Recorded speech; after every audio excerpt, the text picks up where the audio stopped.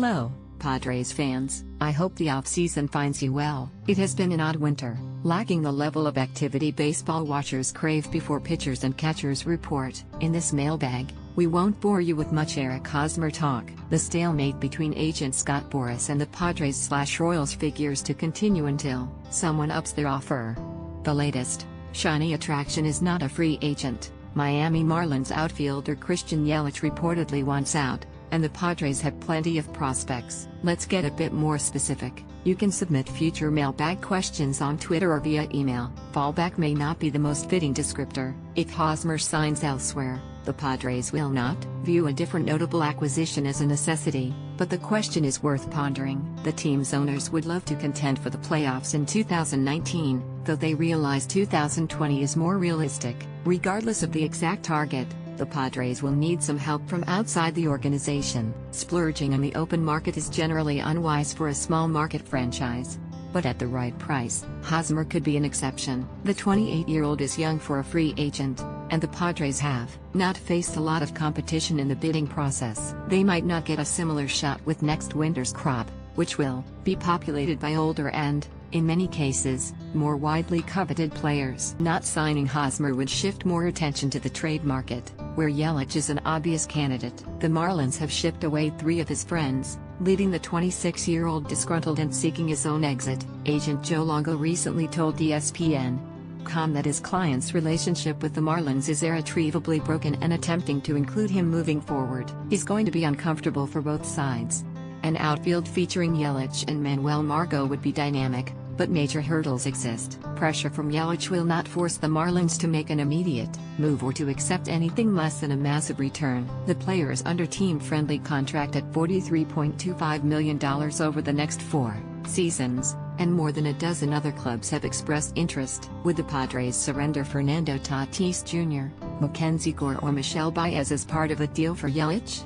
The answer is almost certainly a no, but that is the likely starting point. Peter Gammons reported on MLB Network that the Marlins have asked Atlanta for Ronald Acuna, arguably the top prospect in baseball. The Padres probably would be better served to continue auditioning their existing outfielders, like Franchy Cordero, who has some intriguing tools. One problem: Cordero and most of his teammates remain unproven. Yelich, on the other hand, already has accomplished a lot before his 27th birthday. For now, a Hosmer signing feels far more likely than a trade for Yelich, even as the Padres aren't eager to raise their offer to the former. Margot is a lock in center field. Hunter Renfroe is the favorite in right field, but his job isn't nearly as secure as Margot's. His late-season demotion in 2017 reinforced that fact. The tightest competition should occur in left field. Based on his work last year, Jose Pirela is the frontrunner, but he hasn't been nearly as impressive as Cordero in winter ball. Alex Dickerson needs to stay on the field to make it a 3-man race. Travis Jankowski and Matt Caesar will attempt to break camp in a reserve role.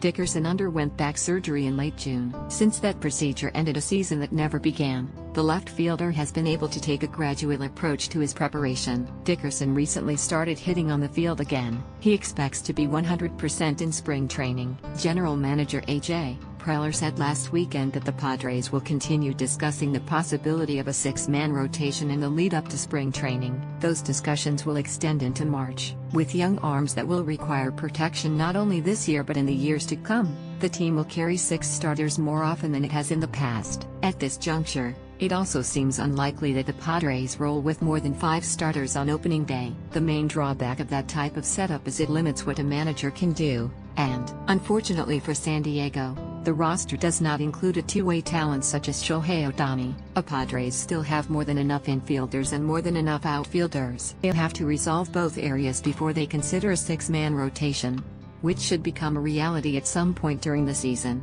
If Chase Headley is on the opening day roster, he'll start at third base. He's the club's most experienced position player, and he will make $14 million in the final year of his contract. He received a $1 million assignment bonus because he was traded. That would leave Corey Spangenberg and Carlos Achilla to compete for the second base job, with prospect Luis Urias not far from his major league debut. It would leave third baseman Christian Villanueva, who warrants a continued look after launching 4 home runs in the brief September cameo, on the outside looking in. None of this would be ideal. I still expect one of Headley, Spangenberg and Yelich to be traded before the season begins. For now, the Padres can hang on to their depth, a guard, against the injuries that inevitably will crop up throughout the spring. There's no question that Tatis would provide the most value if he can stick at shortstop. The Padres have maintained a belief that he can and will do just that, but their thinking is tinged with at least a little optimism. Tatis, who turned 19 on January 2, is already 6'4". Should he grow any taller or add a significant amount of bulk, he will encounter some difficulties playing a premium position in the field. That said, more than a few scouts think Tatis has the aptitude to join the ranks of good, tall major league shortstops. Carlos Correa and Corey Seager seem to be doing okay, and Tatis possesses comparable athleticism. Eventual move to third base wouldn't hurt too much. Tatis bat profiles well at either position. No. The current payroll estimate, including ex-Padres whose salaries the team is still paying, is in the neighborhood of $70 million. Even if the Padres sign Hosmer for about $20 million per year, that wouldn't take them up to 9 figures. The interesting question is what the club will do with its money if Hosmer doesn't come to San Diego. Executive Chairman Ron Fowler has said the Padres will increase spending as they get closer to contending, which, as mentioned above, will require external assistance. There's a good chance they'll wind up promoting COO Eric Grubner.